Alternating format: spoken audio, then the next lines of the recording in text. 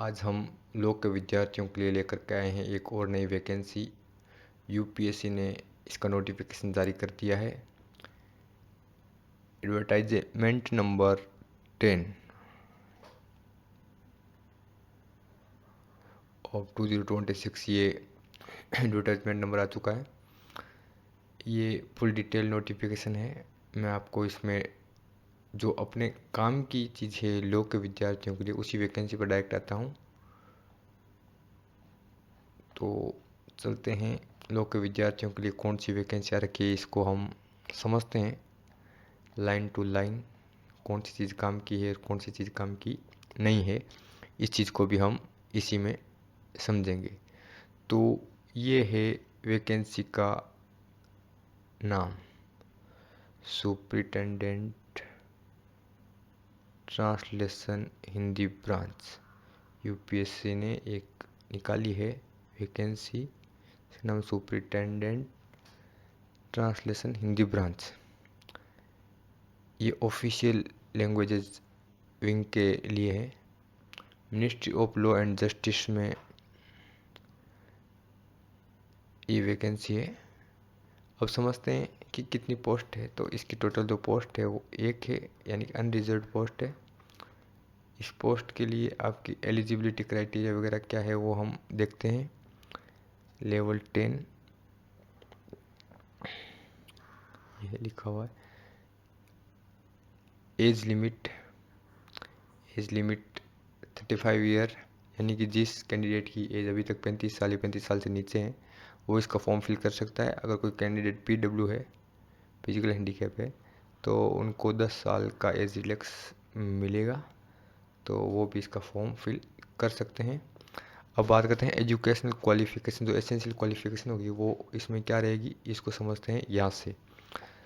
सबसे पहले तो इसमें लिखा हुआ है भाई मास्टर डिग्री, यानी कि LLM होनी चाहिए। यानी कि LLM प्लस में क्या है, 2 ईयर एक्सपीरियंस होना चाहिए। कितने साल का एक्सपीरियंस होना चाहिए, +2 एक्सपीरियंस होना चाहिए जुडिशरी सर्विसेज में या फिर कहीं गवर्नमेंट बॉडी में काम किया हो। जो अपने जो जनरली काम की जो चीज़ है वो ये है कि एडवोकेट हो, 2 साल से जिसने वकालत की है वो भी इसमें एलिजिबल है। तो ये तो इसकी पहली क्वालिफिकेशन हो गई। अगर मान लो कि किसी के LLB नहीं है, सॉरी, तो ये तो पहली क्वालिफिकेशन हो गई। अगर मान लो कि किसी के LLM नहीं है तो वो कैसे फॉर्म भरेगा, इसमें लिखा हुआ है कि LLB, यानी कि LLB होनी चाहिए प्लस 4 साल तक अनुभव होना चाहिए जुडिशरी का, 4 साल तक। तो अपने जो, या फिर लॉ टीचर हो 4 साल तक कहीं कहीं। अपने जो काम की जो चीज़ है वो ये है पॉइंट नंबर 3। इसमें लिखा हुआ है कि एडवोकेट होना चाहिए, तो मिनिमम इसमें 4 साल का आपको अनुभव होना चाहिए, वही आपका कैंडिडेट इसमें फॉर्म फिल कर सकता है। अब हम आगे देखते हैं डिजायरेबल क्वालिफिकेशन क्या है। भाई ये चाहते हैं कि जो कैंडिडेट जिसने 3 साल तक का एक्सपीरियंस है गवर्नमेंट डिपार्टमेंट में ट्रांसलेशन का काम करने का, उनको प्रायोरिटीज दी जाएगी। यहाँ पर आगे बता रखा है ड्यूटीज़ क्या होगी इनकी, यानी कि उस डिपार्टमेंट में क्या क्या काम करेंगे ये सारा यहाँ पर बता रखा है। और ये एक गेजेटेड वैकेंसी होगी पोस्ट में।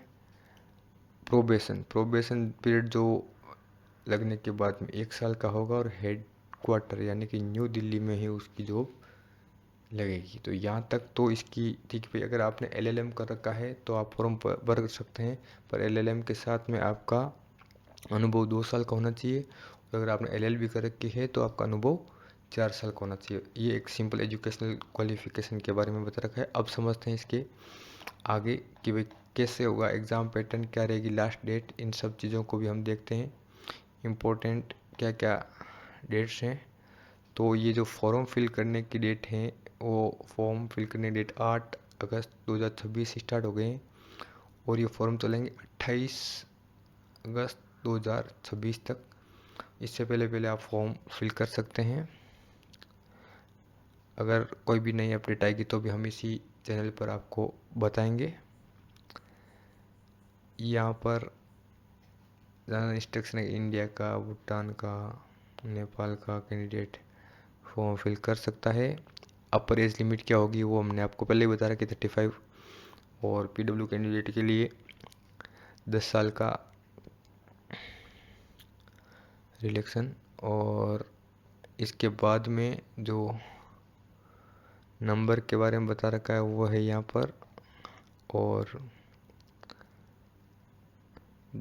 तो इसमें कैसे अप्लाई करना है, तो यूपीएससी की जो वेबसाइट है, इस वेबसाइट के माध्यम से आप फॉर्म फिल करेंगे। ये पूरा फॉर्म ऑनलाइन ही फिल करना है, ऑफलाइन नहीं है। इसमें कैसे सिग्नेचर, कैसे लाइव फोटो होगी, ये सारी डिटेल बता रखी है फुल नोटिफिकेशन के अंदर ही। लास्ट डेट हमने पहले ही पता कर लिया था और फिर इसने दी है लास्ट डेट क्या होगी। यहाँ एप्लीकेशन फ़ीस के बारे में बता रखा है भाई कितने रुपए लगेंगे। तो ये एप्लीकेशन फ़ीस आ गई यहाँ पर 25 रुपये। अब थोड़ा सा और आगे देखते हैं इसको कितना बेनिफिट मिलेगा, ये यहाँ पर बता रखा है, जो जनरली हर एक में बताया जाता है। थोड़ा सा आगे चलते हैं और हम इस चीज़ को समझने की कोशिश करते हैं कि इसमें कैसे होगा एग्ज़ाम में सिलेक्शन, यानी कि जो सिलेक्शन किस तरीके से होगा इसके बारे में देखते हैं हम। यहाँ पर